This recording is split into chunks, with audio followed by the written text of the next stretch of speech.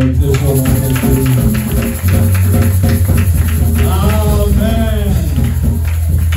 Laissons la place au centre de nous conduire encore dans la louange et l'adoration. Est-ce que tu peux commencer à danser?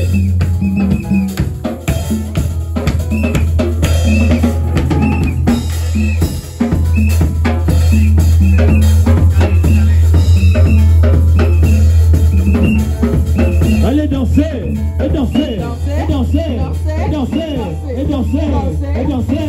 Je ne te vois pas danser. Allez danser, danser, danser, danser, danser, danser, danser. Oh la nouvelle Jérusalem, moi je l'aime, je veux y aller. La nouvelle Jérusalem, moi je l'aime, je veux y aller. La nouvelle Jérusalem, moi je l'aime, je veux y aller. La nouvelle Jérusalem, moi je l'aime, je veux y aller. Moi je l'aime, je veux y aller. La nouvelle Jérusalem, moi je l'aime, je veux y aller. Moi je l'aime, je veux y aller. La nouvelle Jérusalem, moi je l'aime, je veux y aller. Oh, je veux y aller. Oh, je veux y aller. Oh, je veux y aller.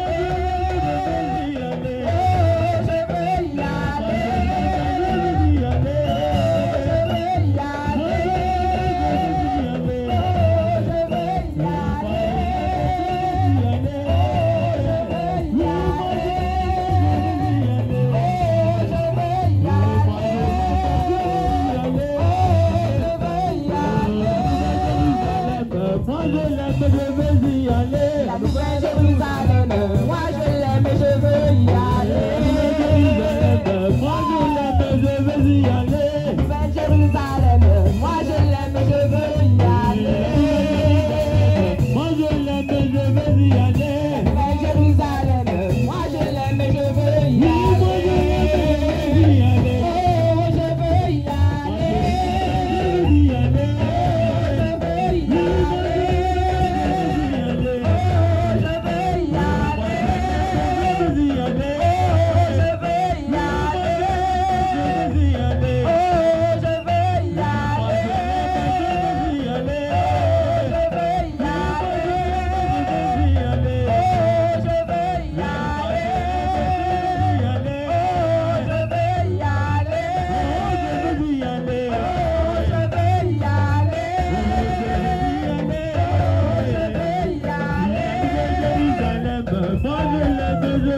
aller. La nouvelle Jérusalem, moi je l'aime, je veux y aller.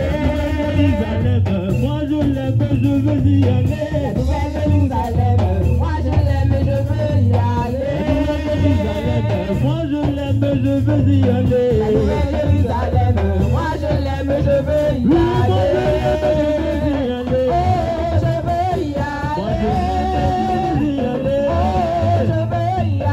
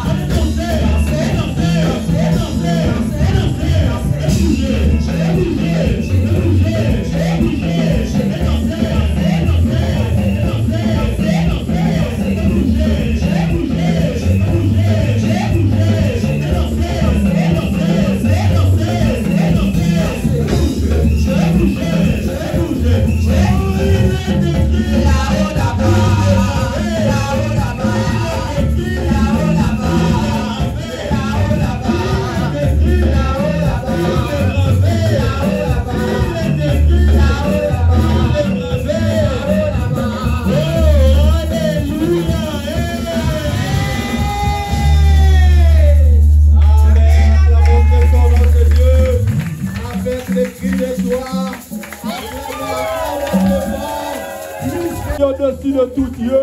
Il est au-dessus de tout idole. Il est au-dessus de tout magicien. Il est au-dessus de tout féticheur. Il est au-dessus de tout être. Acclamons ce Dieu-là. Il est merveilleux. Il n'y a point de Dieu semblable à lui. C'est lui le roi de gloire. C'est lui le Seigneur des seigneurs. C'est lui le Dieu de Dieu. Amen. Amen. À présent, je laisse la place au prophète béni. Une fois de plus, nous acclamons notre Seigneur. Est-ce que tu peux acclamer pour le Seigneur comme il faut? Est-ce que tu peux acclamer pour le Seigneur mieux que ton voisin?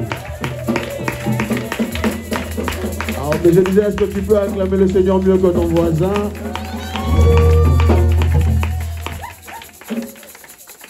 Est-ce que tu peux dire à 5 personnes, sois les bienvenus dans la maison de Dieu? Non, est-ce que tu peux dire à 5 personnes, les gens du fond, maman n'arrive pas jusqu'à vous?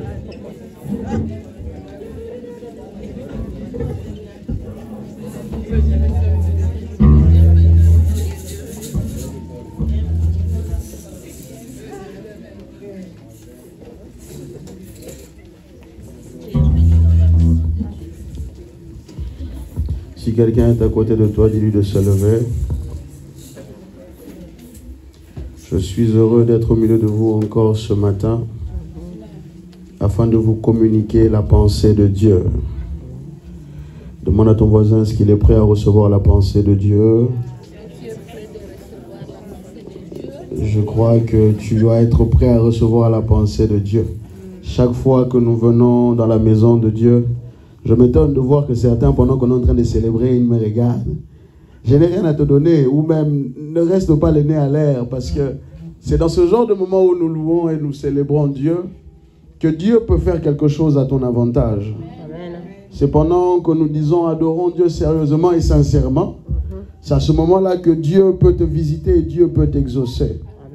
Et je veux vraiment qu'en tant que pasteur de l'église, vous demandez, église, ayez une attitude prophétique. Que Dieu vous localise selon la manière dont vous le célébrez. Amen. Que Dieu vous visite selon la manière dont vous l'acclamez. Que Dieu vous visite selon la manière dont vous le célébrez. Parce que depuis la semaine dernière, je n'arrête pas de le dire. Que Dieu te localise selon l'expression de ta foi. Dieu te localise selon l'expression de ta foi. Ce que Dieu exauce, ce ne sont pas tes efforts, mais c'est la foi qui se cache derrière tes efforts. Je suis venu dire à quelqu'un ce matin, je veux t'apprendre à célébrer Dieu de toutes les manières que possible. Je veux t'apprendre ce matin que Dieu ne fait pas simplement quand tu pries. Dieu t'exauce aussi quand tu le célèbres. Amen. Là où tu es, est-ce que tu peux lever ta main droite? Abba Père, je prie au nom de Jésus. Il y a des personnes qui se sont déplacées venant en ces lieux, mon Dieu. Et je crois que ta grâce et ta miséricorde les a localisés ce matin. Alors qu'ils ont levé les mains devant ta présence, mon Dieu, je prie que ta volonté, ô Dieu sans faille, puisse se faire au nom de Jésus. Et je prie, Seigneur, que ton Esprit Saint ne manque pas de prendre contrôle de tout ce qui va se passer maintenant. Et je prie, Yahweh, que ta gloire, Seigneur, soit notre partage au nom de Jésus. Seigneur, je prie à ce que tous les pensées soient captifs à l'obéissance de ta parole ce matin. Et que ta parole fasse du bien à tes enfants au nom de Jésus. Nous avons ainsi prié. Amen. Amen. Tu peux rester debout.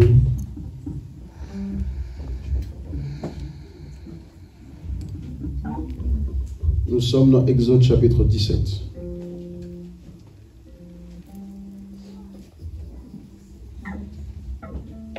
Exode chapitre 17, le verset 1.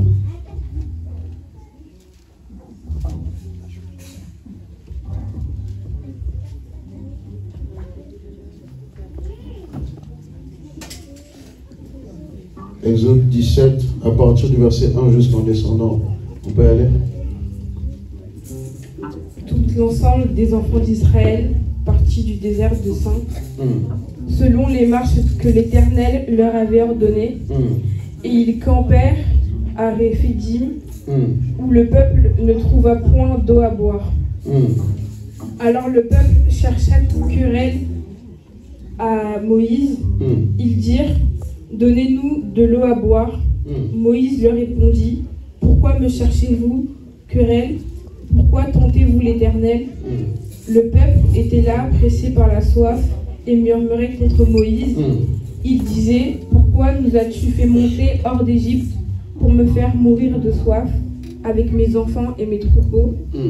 Moïse cria à l'Éternel en disant « Que ferai-je à ce peuple?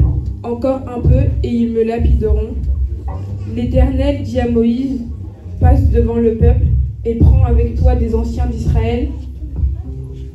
Prends aussi dans ta main ta verge avec laquelle tu as frappé le fleuve et marche. Voici, je me tiendrai devant toi sur le rocher d'Horeb. Tu frapperas le rocher et il sortira de l'eau. Et le peuple boira. Et Moïse fit ainsi aux yeux des anciens d'Israël. Il donna à ce lieu le nom de Massa et Mériba, parce que les enfants d'Israël avaient contesté et parce qu'ils avaient tenté l'Éternel en disant « L'Éternel est-il au milieu de nous ou n'est-il pas ?» Amalek, on vint combattre Israël à Réphidim. Alors Moïse dit à Josué « Choisis-nous des hommes, sors et combat Amalek. Demain, je me tiendrai sur le sommet de la colline, la verge de Dieu dans ma main. » Josué fit ce que lui avait dit Moïse pour combattre Amalek, et Moïse, Aaron et Hur montèrent au sommet de la colline. Lorsque Moïse élevait sa main, Israël était le plus fort, et lorsqu'il baissait sa main, Amalek était le plus fort. Les mains de Moïse étant fatiguées, ils prirent une pierre qu'ils placèrent sous lui, et il s'assit dessus.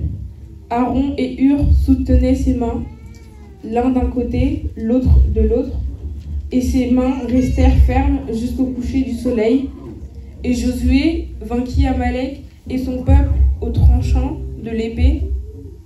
L'Éternel dit à Moïse « Écris cela dans le livre, parce que le souvenir s'en conserve, et déclare à Josué que j'effacerai la mémoire d'Amalek de dessous les cieux. » Moïse bâtit un autel et lui donna pour nom « L'Éternel ma bannière ». Il dit « Parce que la main a été levée sur le trône de l'Éternel, il y aura la guerre de l'Éternel contre Amalek de génération en génération. » Amen. Amen. Asseyons-nous. Je n'ai jamais vu un homme qui passe près de la croix et rester le même. Quelque chose doit se passer. Dis à ton voisin, Yahweh Nissi. Ce matin, par la grâce et la miséricorde de Dieu, est-ce que j'ai le live? Est-ce qu'on peut partager la connexion? Je crois qu'il y a un problème de connexion ce matin. Ce matin, j'aimerais introduire la thématique de Yahweh Nissi. Comme vous le savez, la semaine prochaine, nous avons la veillée du vendredi. Et j'aime souvent introduire la thématique de la veillée la semaine d'avant, autrement dit la dernière semaine qui va suivre la veillée, afin de vous donner la ligne directrice par laquelle nous allons prier. Nous sommes dans un contexte où Moïse vient à peine de quitter, oh mon Dieu, l'Égypte. Et il se retrouve face à une embuscade qui n'était pas prévue. J'aime souvent commencer mes introductions avec certaines spécificités. Est-ce que quelqu'un peut me donner les couleurs du drapeau de notre cher pays, la France? Hein? Et les couleurs du Congo? Hein? Il faut une personne, pas plusieurs personnes. Une personne? Bleu? Bleu, rouge, jaune. Et les couleurs du drapeau de l'Allemagne, qui les connaît?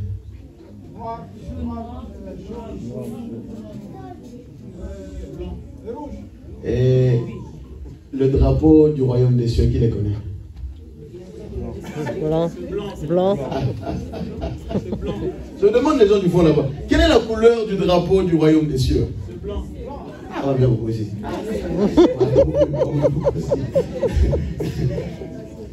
Attends. La couleur du drapeau du ciel.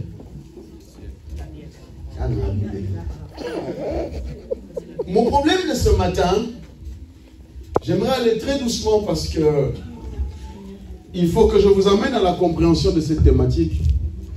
Pourquoi? Parce que elle va suivre la veillée qui va avoir lieu vendredi prochain avec les 3 jours.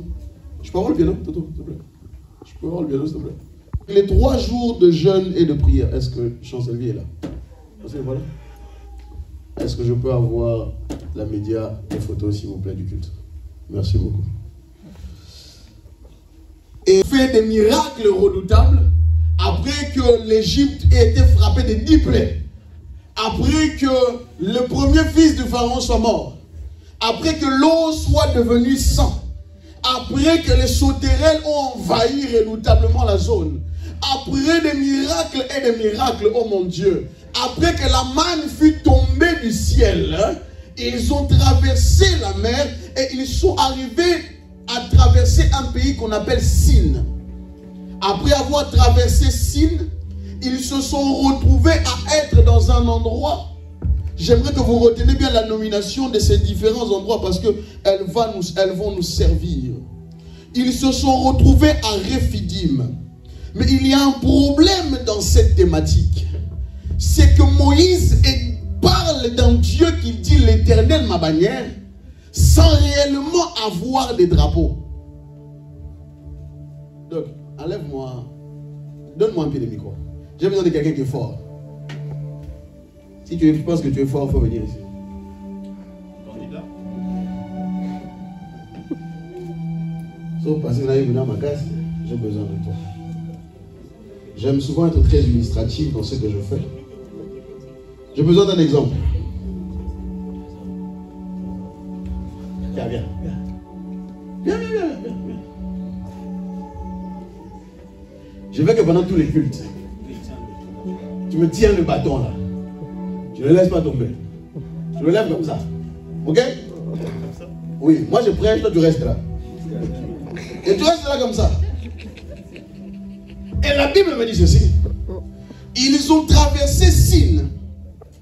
Et ils sont arrivés dans un endroit qu'on appelle Rephidim. Et Sin veut simplement dire la zone des épines. Après avoir traversé la saison des épines, il y eut un problème qui était lié à l'eau. Où Moïse devait... Regarde là-bas. C'est dans mon drapeau. Regarde là-bas. Où Moïse avait la charge de faire un miracle pour le peuple. Et ce miracle avait pour but de faire sortir l'eau. Oh mon Dieu. Lorsque Moïse fit sortir l'eau, un deuxième problème arriva. Il se retrouva à Rephidim. Or, lorsqu'il était à Rephidim, il croisa le peuple qu'on appelle les Amalécites. Le peuple des Amalek. Il faut que vous sachiez quelques informations sur le peuple d'Amalek. Je veux d'abord aller d'un point de vue très scolaire et très contextuel avant d'arriver dans la phase de la révélation. Dans un sens contextuel, il faut que vous sachiez une chose. Premièrement, sur les Amalécites.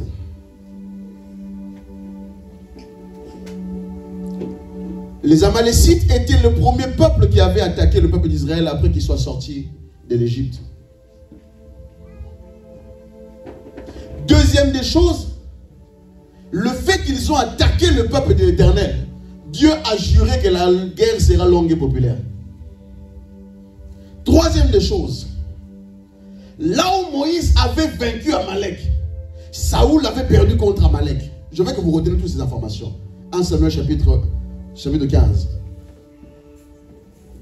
Je n'ai pas besoin d'utiliser, ne t'inquiète pas. Et troisième des choses, du moins quatrième des choses, et que le fait que Amalek ne soit pas exterminé. Le peuple des Amalécites ont créé beaucoup de problèmes jusqu'au livre d'Esther où Aman était l'un des descendants directs. On est bien? Oh. Mais tiens, il faut tenir. Tiens, s'il te plaît, tiens, j'ai besoin de toi. Nous croyons en toi. Tiens les drapeaux. La deuxième des choses, j'aimerais vite atterrir dans la révélation parce que j'ai besoin qu'on prie. lorsque nous parlons d'un drapeau, le rôle du drapeau, premièrement, a pour but de symboliser l'unité ou l'appartenance à quelque chose. Autrement dit, de la même manière que nous sommes de la nation française, les couleurs de chaque pays veulent dire quelque chose si vous ne savez pas. Le bleu, le blanc, les rouges sont très significatifs. Pour nous autres juristes, on doit maîtriser et connaître ces choses. Deuxième des choses, le drapeau a pour but de rassembler.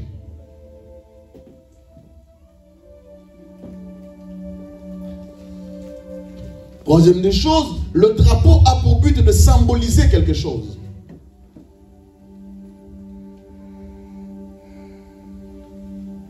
Et parfois même le drapeau a pour but de motiver les troupes quand ils regardent leur drapeau.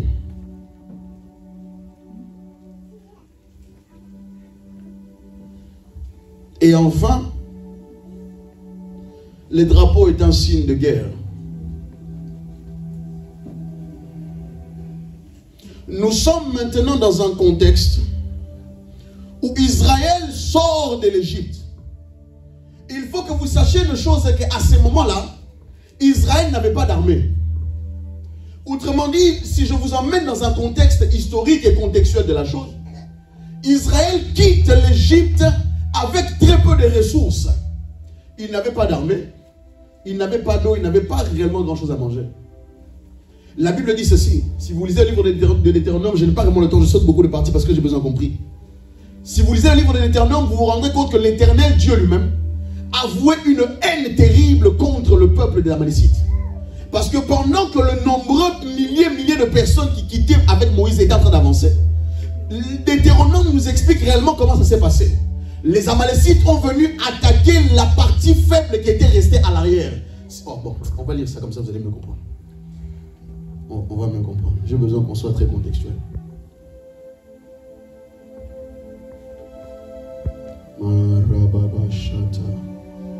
Est-ce que vous avez vos Bibles? Deutéronome chapitre 27. Chapitre 25, verset 17 à 19. Deutéronome chapitre 25. Verset 17 à 19. Dieu est en train de parler. Il parle à Moïse. Souviens-toi de ce que te fit Amalek pendant... N'oublie pas ce que Amalek t'avait fait. Lors de votre sortie d'Égypte. Quand vous étiez en train de sortir de l'Égypte. Comment il te rencontra dans le chemin et sans aucune crainte de Dieu tomba sur toi par derrière. Il ne les a pas attaqués d'en face. Il les a attaqués de dos. Autrement dit, il a attaqué la partie la plus faible. Surtout ceux qui se traînaient les derniers. Ceux qui étaient derrière et qui étaient déjà fatigués d'être sortis de l'Égypte. Amalek était un lâche tout fait.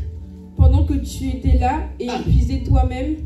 Toi-même, Moïse, tu étais déjà épuisé. Lorsque l'Éternel, ton Dieu, après t'avoir délivré de tous les ennemis qui t'entourent, t'accordera du repos dans le pays que l'Éternel, ton Dieu, te donne en héritage et en propriété.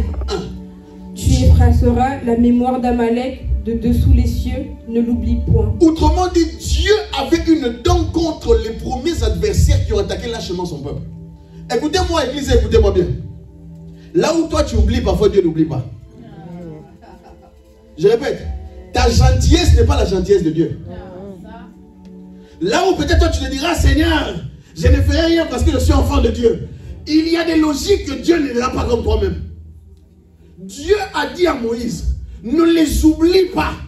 De telle sorte que quand Saoul était devenu roi, l'une des choses qui a fait que Saoul perde la royauté, Dieu lui avait demandé d'exterminer le peuple des Amalek. Mais le problème c'est que Saoul était trop gentil. Il a laissé le roi en vie. De telle sorte que la descendance des Amalécites ont continué jusqu'à Esther, puisque Aman était l'un des descendants des Amalécites. Dis à ton voisin, ne sois pas trop gentil. Dis-lui, voisin, ne sois pas trop gentil. Dieu avait une dent contre ce peuple-là. Parfois, quand je dis que la Bible dit que tu ne feras pas vivre la sorcière, elle me dit, pasteur, tu es mauvais. Ce n'est pas moi qui le dis, c'est la parole de Dieu qui le dit.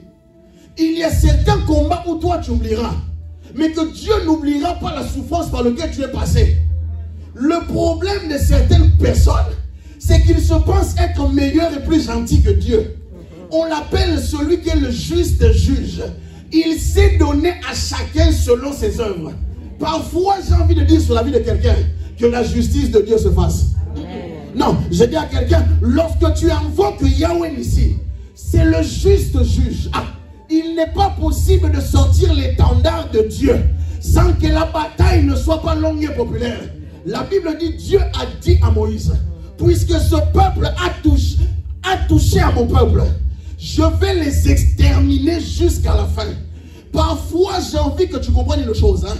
Dieu dit à Jérémie, Jérémie 33, vous connaissez ça. Il dit, invoque-moi, je te répondrai. Mais il y a un problème dans ce verset où Dieu ne dit pas quel nom il doit être invoqué. On invoque Dieu selon la révélation qu'on a reçue de Dieu. Dieu est en train de dire à Jérémie, invoque-moi, oui. Mais il faut que vous sachiez qu'à ce moment-là, le nom de Jésus n'existait pas. Les seuls noms qu'ils avaient de Dieu, c'était les attributs qu'on donnait à Dieu. Il y a certaines situations où il faut que tu te tiennes devant Dieu et que tu dises Yahweh Nissi. Pendant que tu es en train de l'appeler Nissi, Nissi c'est le Dieu de la guerre et le Dieu de la vengeance.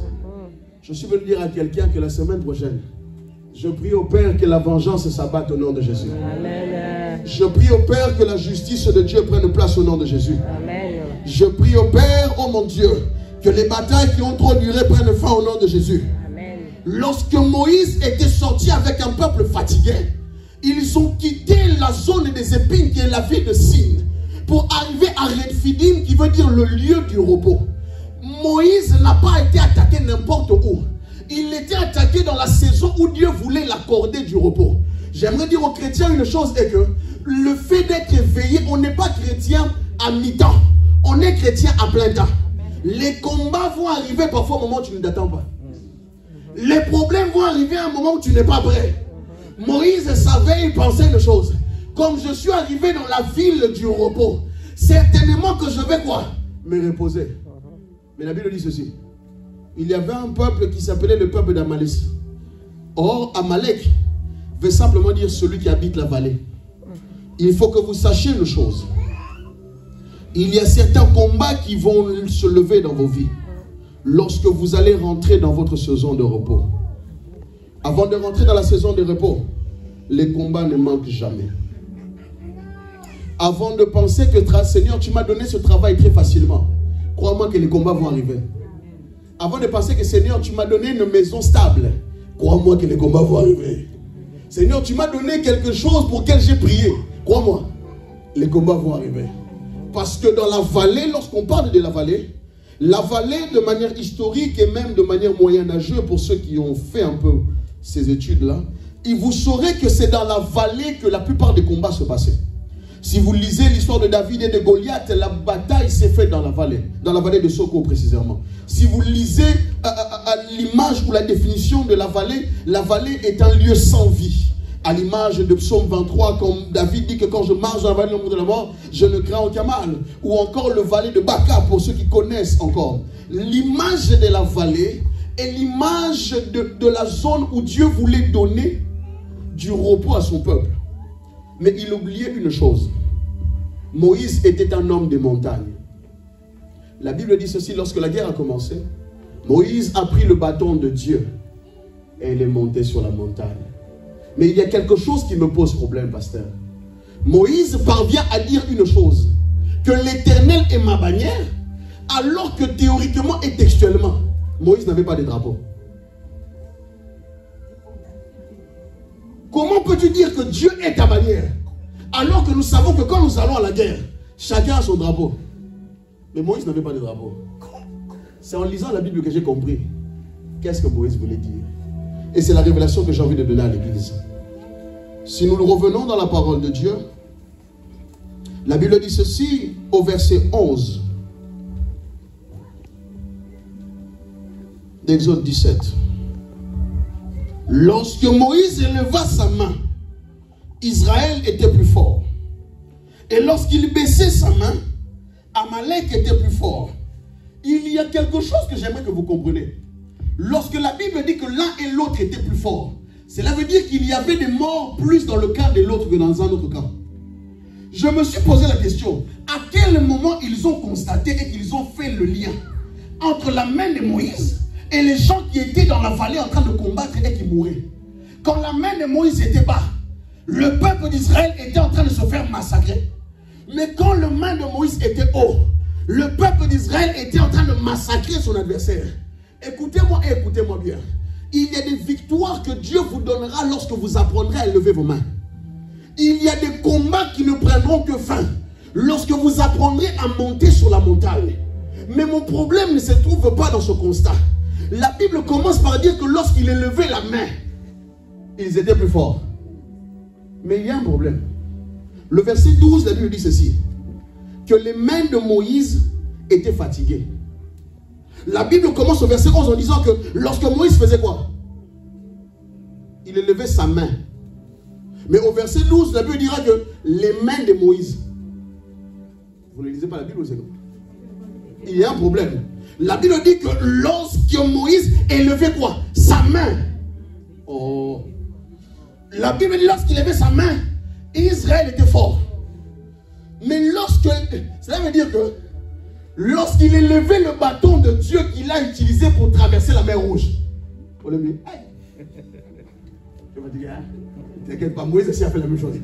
Lorsqu'il élevait sa main, le même bâton qu'il avait utilisé pour traverser la mer Rouge, et Moïse le dit bien, le bâton d'autorité de Dieu, lorsqu'il était levé, Moïse gagnait.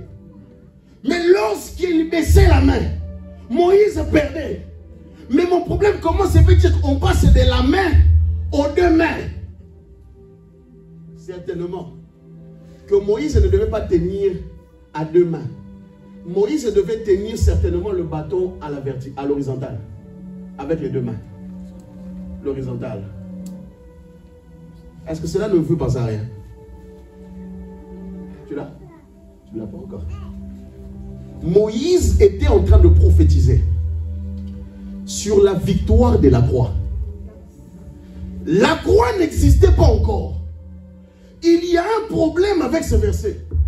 Comment il l'élevait avec la main et il fatiguait. Et la Bible arrive d'une main aux deux mains. Certainement que Moïse devait tenir le bâton avec les deux mains. Parce que lorsqu'il le tenait avec une main, la fatigue arrivait. Puisque la garantie de sa victoire était dépendante de sa main qui tenait le bâton. Mais lorsque l'une main était fatiguée, il s'est décidé de prendre deux mains et de lever le bâton.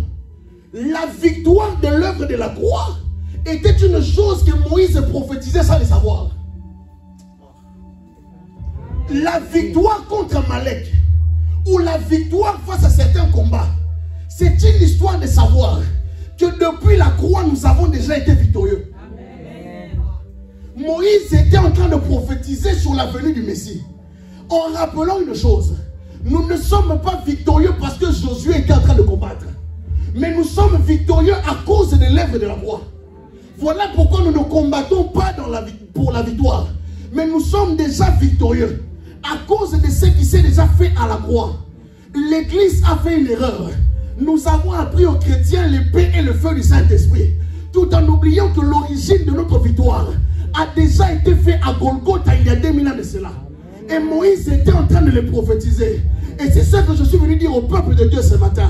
Nous sommes victorieux non pas à cause de tes efforts, mais à cause de l'œuvre salvatrice de la croix.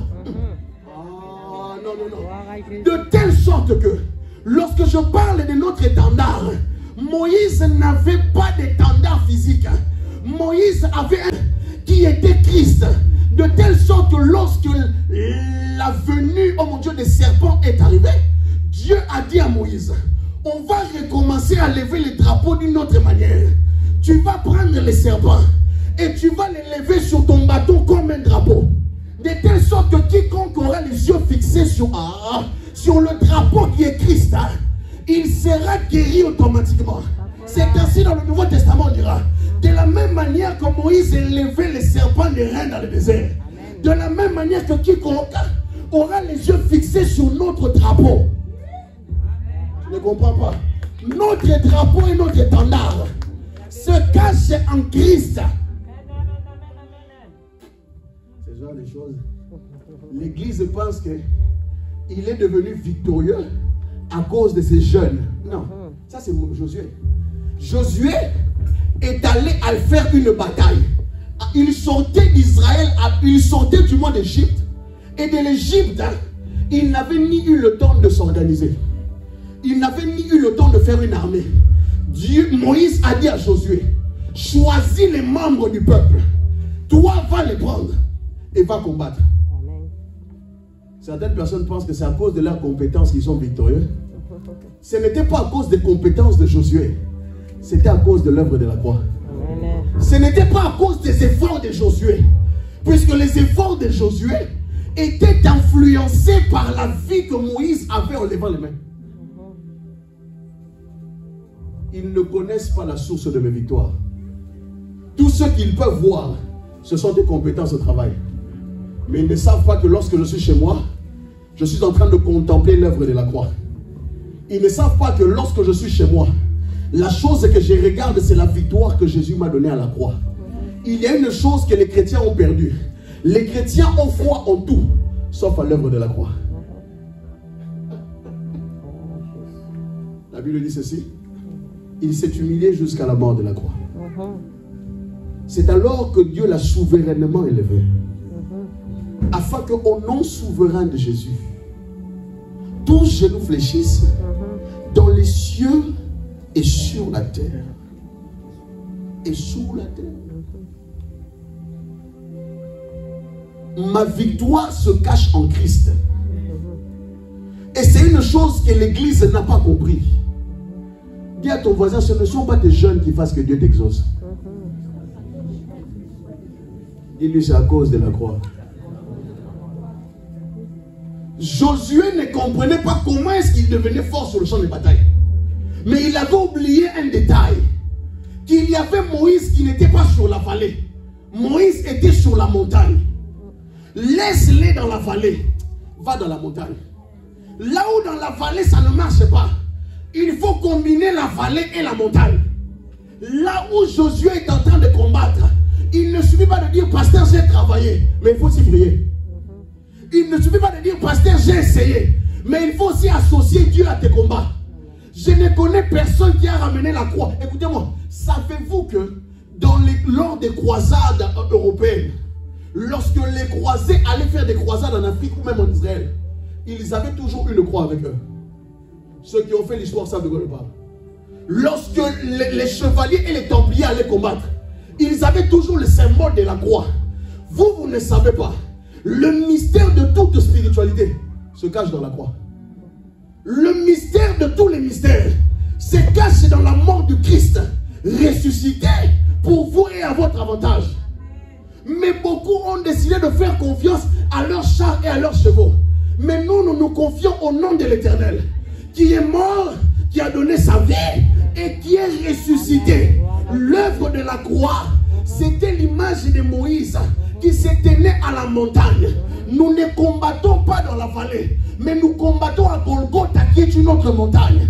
Moïse sur la montagne était l'image de Golgotha, où la croix devait être levée.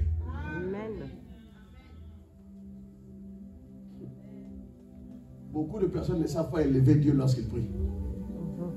Lorsque vous élevez l'œuvre de la croix, vous êtes en train de rappeler à vos adversaires qu'il y a 2000 ans de cela, il y a quelque chose s'est passé. Je répète, il y a 2000 ans de cela, quelque chose s'est passé. Il y a 2000 ans de cela, il y a même des années de cela, Moïse était en train d'annoncer que l'origine de la victoire et de tout bataille spirituel commence par la reconnaissance de la victoire de la croix. Tu peux pas te battre avec tes efforts. Si tu ne reconnais pas la victoire de Christ, tu feras comme Josué. Tu combattras et tu reculeras. Et Amalécites et les Amaleks auront la domination sur toi. De la même manière que le Christ était entouré à la croix, de la même manière que Moïse aussi était entouré. Sauf que cette fois-ci c'était différent. Il était entouré par ses frères Hur et Aaron. Aaron qui veut dire celui qui est éclairé.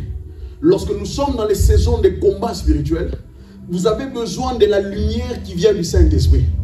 Lorsque vous êtes dans les temps spirituels et dans des moments de saison de combat spirituel, vous avez besoin de la caverne qui est l'image d'Aaron, de Hur plutôt. Puisque Hur veut dire celui qui est caché dans la caverne.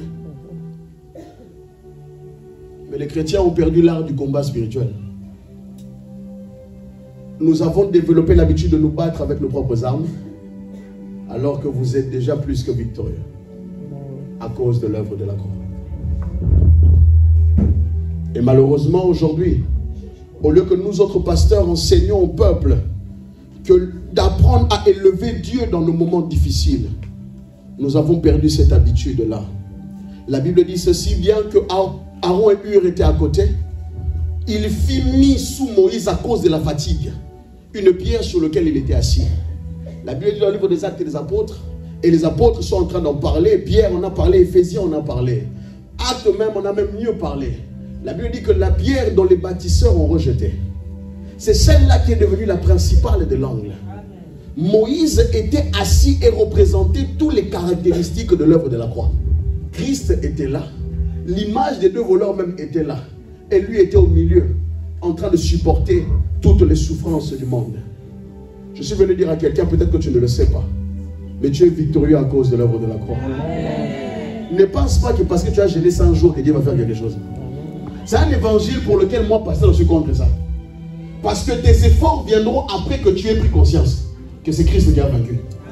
Et c'est quelque chose, nous, en tant que pasteurs, on a mis dans la tête des gens que vos victoires et vos victoires ne dépendent que de combien vous êtes capable de... Écoutez-moi, tout commence par la foi en Christ. S'il n'y a pas la foi en Christ, tes batailles sont nulles et sans effet.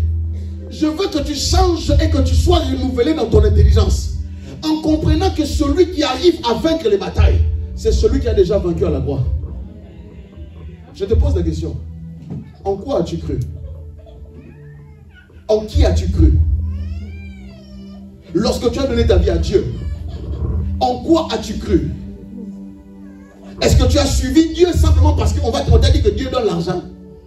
Ou est-ce que c'est l'œuvre de la croix qui t'a fasciné et que tu as dit que c'est lui l'objet de notre salut? Je connais des gens, quand on parle de la croix, ils déchirent leurs vêtements à cause de l'excellence de la croix. L'apôtre Paul est en train de dire une chose. Je vois toutes choses comme de la boue à cause de l'excellence de Christ. L'église n'ayant pas reçu la présentation de Christ, ils pensent que c'est leur effort qui font que Dieu les exauce. Non, c'est à cause de la croix que nous sommes plus que vainqueurs. C'est à la croix que le diable a été humilié. C'est à la croix que nous sommes devenus enfants de Dieu. C'est la croix qui nous a donné accès à la présence de Dieu. C'est la croix qui te donne la victoire contre les pactes de l'ennemi contre ta vie. La Bible dit il a déchiré l'acte dont les ordonnances nous étaient contre. Il les a humiliés publiquement.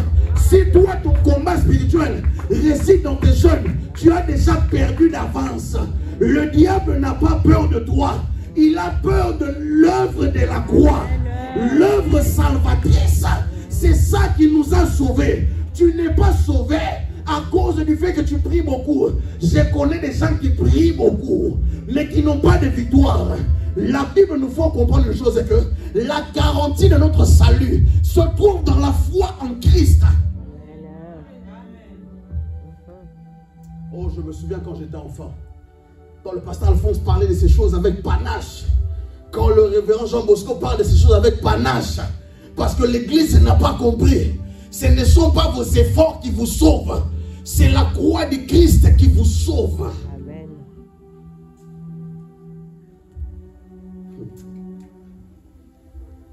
La semaine prochaine, nous avons élevé l'étendard.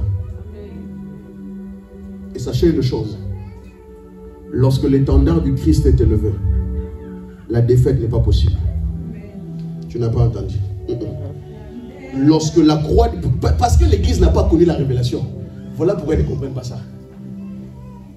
Lorsque nous allons élever la croix du Seigneur, la victoire ne sera pas négociable. La Bible dit que toutes les fois que Moïse élevait les mains, Josué était victorieux. Toutes les fois que vous négligez l'œuvre de la croix, vous commencez aussi à perdre vos batailles. Toutes les fois que vous pensez que c'est vous qui faites et que ce n'est pas Dieu qui fait, vous commencez à perdre. Mais quand vous reconnaissez que c'est Christ qui fait, et que vous combattez dans la victoire de Christ, à ce moment-là, quand vous coupez, ça se coupe. Quand vous dites feu, il y a le feu qui vient. Parce que nous ne combattons pas par nos efforts. Nous combattons dans la victoire de Christ à la croix. Toute personne qui a compris le mystère du Christ sait que je n'ai pas peur de celui qui viendra s'opposer à moi. Qui que tu sois, Amalek, sorcier de famille, quel que soit ton nom et ton titre. La Bible dit ceci. Il s'est humilié jusqu'à la mort de la croix. C'est alors que Dieu lui-même l'a souverainement élevé. Afin qu'au nom de Jésus, tout genou fléchisse. Pourquoi est-ce que toi, quand tu dis le nom de Jésus, les genoux ne fléchissent pas? C'est parce que tu es encore focalisé sur tes propres efforts. Et ce n'est que l'introduction de la veillée, parce que je n'ai même pas prêché tout ce que je voulais dire. Et je garde le reste pour la veillée et pour la semaine prochaine. Mais sache une chose que je veux que tu comprennes. Aussi longue que la bataille peut être, tant que l'œuvre de la croix est élevée, tu es garanti d'être victorieux. La Bible dit que la bataille a duré du matin jusqu'au soir. Autrement dit, Moïse devait rester comme ça jusqu'au soir. Aussi longue que les combats peuvent être, lorsque Dieu se mêle de quelque chose, il les traite jusqu'au bout. À condition que tu gardes les yeux fixés sur la croix. Je te pose la question. En quoi as-tu mis ta foi? Est-ce que tu as mis ta foi sur l'argent? Est-ce que tu as mis ta foi sur ton mari ou ta femme? Est-ce que tu as mis ta foi parce que tu es beau ou tu es belle? Est-ce que tu as mis ta foi parce que tu sembles être intelligent? J'aimerais te dire une chose.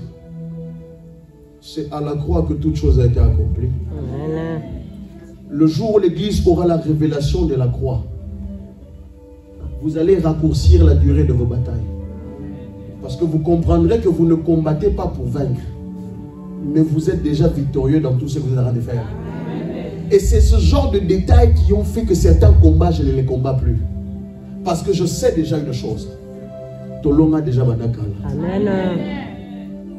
Quand l'Église n'a pas compris ces choses-là, il va se retrouver à gêner, à faire des choses qu'il n'a encore jamais fait. Parce qu'il pense que c'est lui qui porte tout sur ses épaules. Alors qu'il oublie que Dieu t'a facilité par l'œuvre de la croix. Tous le visage découvert, nous sommes en train de contempler l'œuvre de la croix du Seigneur. La semaine prochaine, nous allons élever l'étendard du Christ. Lorsqu'on vous demandera quel est notre étendard c'est la croix. Quel est le drapeau qui nous représente? Nous sommes représentés par l'œuvre de la croix. Quelle est la chose qui représente nous autres enfants de Dieu? Nous sommes représentés par la mort et par sa résurrection. Et c'est la chose qui nous garantit notre victoire. Est-ce que tu peux te lever là où tu es?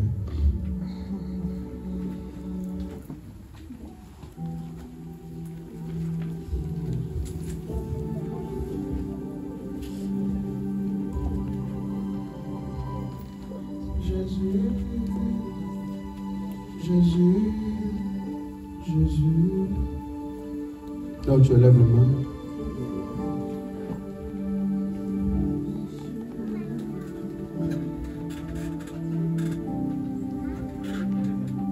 Nous sommes venus élever l'étendard du Christ. La croix est la chose qui nous représente mieux que personne. Alors que tu es en train de lever les mains, c'est l'image de la croix que tu es en train de lever. L'œuvre salvatrice du Christ est la chose qui nous donne la victoire de manière incontestée. Je veux que là où tu es, que tu lèves les mains. Et que tu commences à dire, Seigneur, je suis en train de t'élever.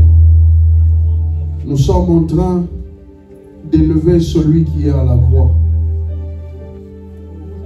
Je veux que tu commences à dire que Seigneur, nous sommes en train de te placer au-dessus de toutes choses. Nous sommes en train de le mettre au-dessus du visible et de l'invisible. Nous sommes en train de le mettre au-dessus de ce qui se voit et de ce qui ne se voit pas.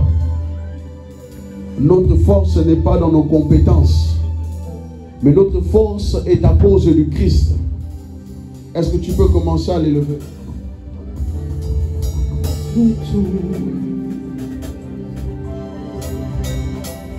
Jésus, Jésus, Jésus, tu es élevé au-dessus de tout.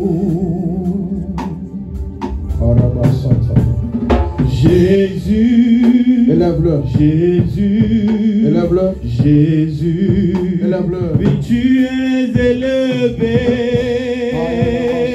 au-dessus de tout. Encore une fois, Jésus. Jésus, Jésus. Est-ce que tu peux prier? Jésus, tu es élevé. Nous sommes en train d'élever celui au-dessus de tout. Qui était élevé. Tu es élevé au-dessus. Tu es élevé. Tu es élevé au-dessus de tout. Tu es élevé. Nous sommes en train de t'élever, Yahweh. Au-dessus de tout. Seigneur, ça fait depuis plus d'une semaine que tu déranges mon esprit afin de parler de cette thématique. Ça fait plus d'une semaine que tu me mets ces pensées à l'esprit de parler de Yahweh Nissi. Seigneur, ce n'était que l'introduction. Je prie que, Seigneur, que quelqu'un comprenne que tu es élevé au-dessus de toutes choses. Je prie que quelqu'un comprenne que tu es élevé au-dessus de ceux qui ne voient pas. Je prie que pour que quelqu'un comprenne que tu es élevé au-dessus du visible et de l'invisible. Que tu es élevé au-dessus de nos combats et nos batailles les plus rudes et difficiles.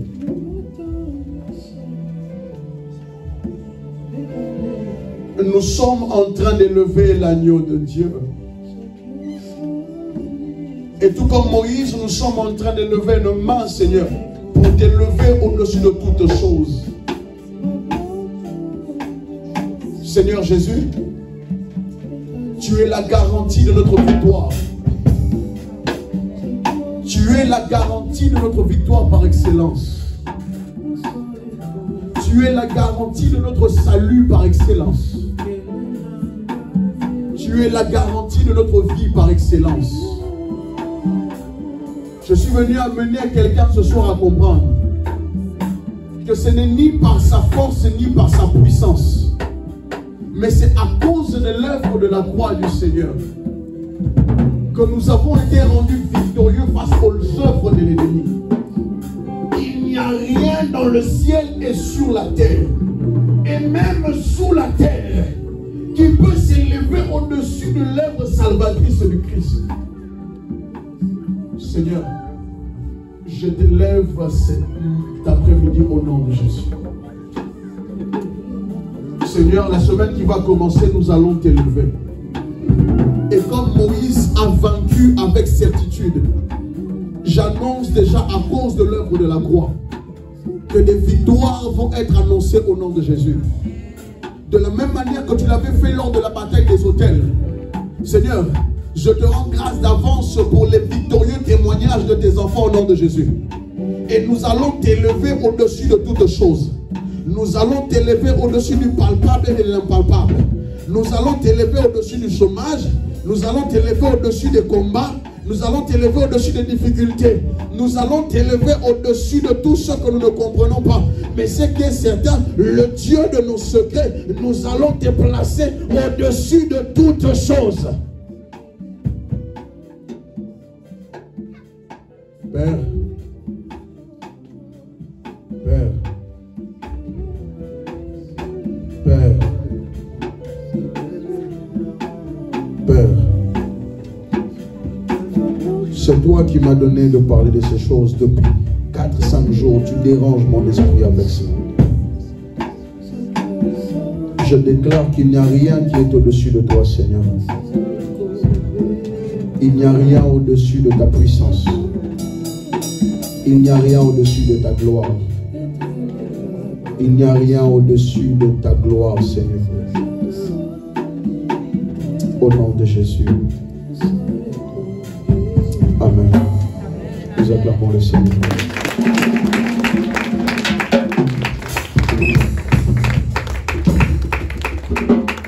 La semaine prochaine. Hé, tu es encore là. Tu peux déposer. Ça, c'était du coup, ça. Imagine maintenant Moïse a fait ça toute la journée. Et Christ est resté comme ça pendant des heures. Et tu penses que tu remplaceras l'œuvre de la croix par tes efforts. La semaine qui va commencer, nous allons rentrer dans la saison de jeûne et de prière. Et j'invite toute l'église à être là à la veillée de prière. Ceux qui sont à la veillée savent de quoi je parle déjà. Ne ratez pas la veillée de prière de vendredi. Le Seigneur m'a dérangé. Il est rare que quand je prêche une thématique, Dieu me parle souvent la veille pour le lendemain. Très souvent. Mais celui-là, c'est depuis lundi et voire même un peu avant que le Seigneur me parlait de ça. Et je sais que Yahweh ne m'a jamais demandé de faire quelque chose par hasard. Nous allons élever Christ dans ta maison. Nous allons élever Christ dans ta vie. Nous allons élever Christ sur ta santé. Et nous verrons si Amalek est plus fort que la croix. Et sachez une chose, toutes les fois que la croix a été élevée, nous sommes déjà plus que vainqueurs. Je pensais que quelqu'un allait comprendre. Je disais que nous sommes déjà plus que vainqueurs. Que Dieu nous bénisse.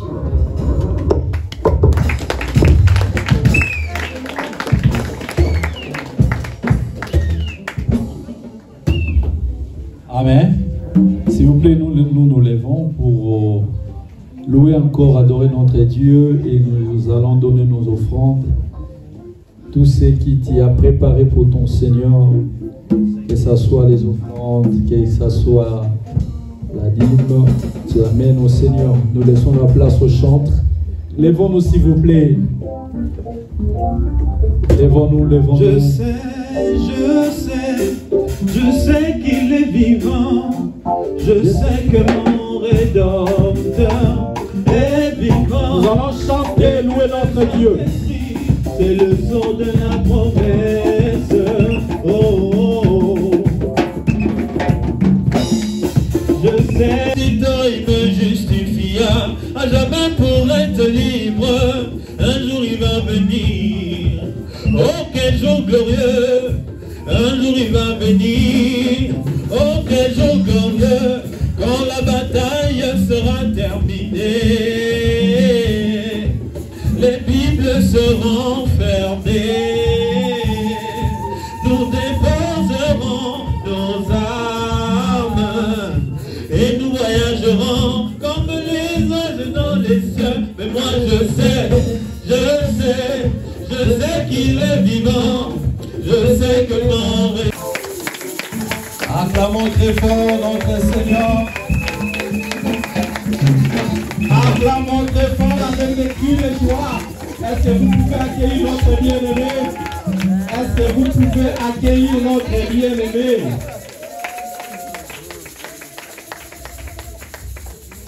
Amen. Bien-aimé, est-ce que vous pouvez nous donner votre prénom? Oui, je m'appelle Steve. Ah, frère Steve. Merci. Je viens de la République démocratique du Congo. Ah. Ça fait 3 semaines que je suis ici, mais en fait j'étais à Mayotte. D'accord. J'étais guidé ici par mon père ici que j'avais rencontré quelque part. On a beaucoup discuté. Je lui ai demandé là où je peux trouver l'église. Il m'a dit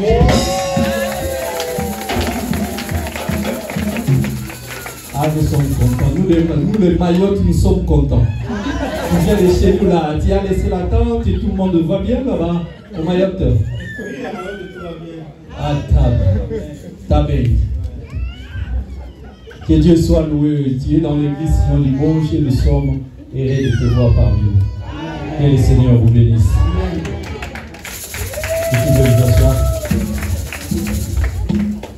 Et nous passons directement aux annonces. Nous commençons notre période de jeûne et prière que nous allons débuter le mercredi. On aura jeûne et prière le mercredi, le jeudi et le vendredi. Nous débutons notre jeûne à partir de 6 h du matin.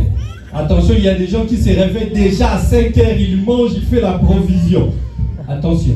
À 6 h du matin, on commence notre jeûne jusqu'à 18h30, jusqu'à 19h, jusqu'à ici. Parce qu'on sera ici le mercredi pour la prière à partir de 18h30. Le jeudi, on sera ici pour la prière à partir de 18h30. Et le vendredi, on viendra directement au veillées à partir de 22h. Ça va? C'est bon pour tout le monde? Alléluia. Je sais que les pasteurs vont me compléter. Le vendredi, on est là pour la veillée à partir de 22h jusqu'à 1h ou 2h du matin, selon les Saint-Esprit. Et le dimanche, on sera ici à partir de 11h jusqu'à 13h pour notre équipe. Et nous aurons cette scène le dimanche. Nous avons 3 mariages pour le moment. Et il y a le mariage qui sera le 4, samedi 4 de notre bien-aimé qu'on a présenté le dimanche passé. Il y aura notre mariage en juin. Et il y aura le 4e mariage le 23 août. Donc on a 3 mariages.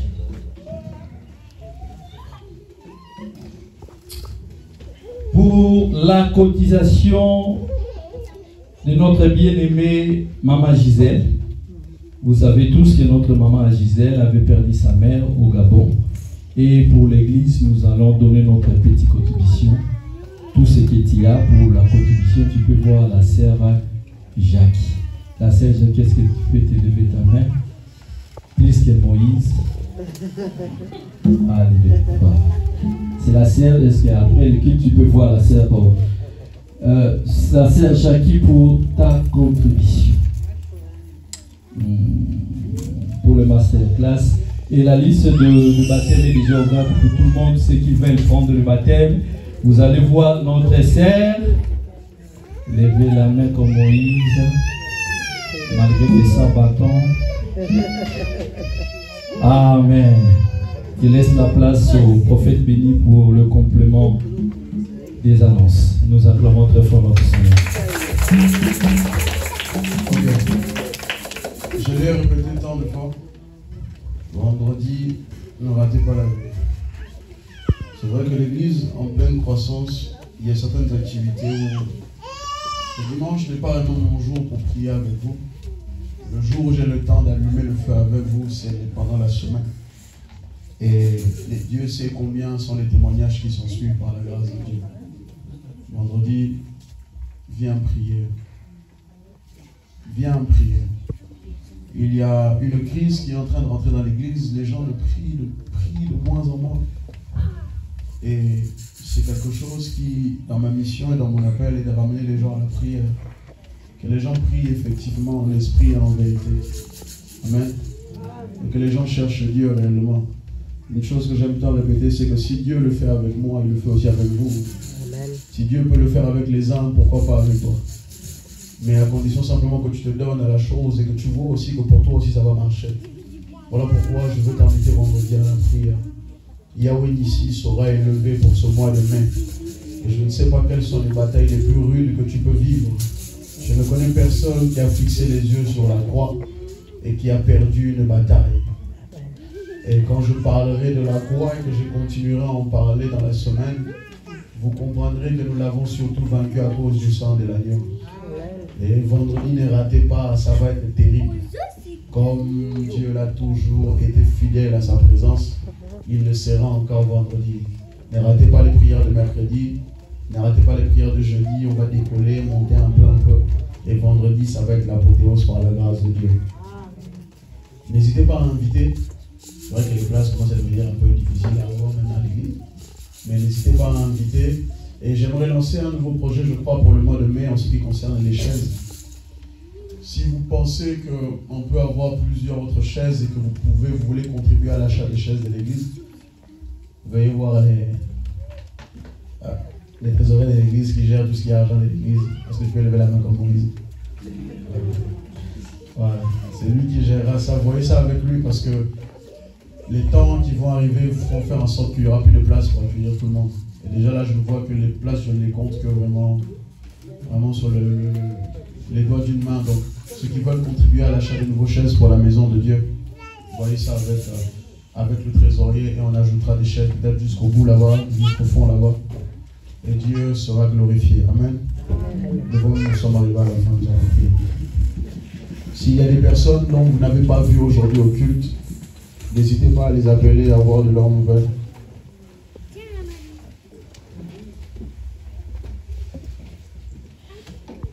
Toutes choses te sont possibles.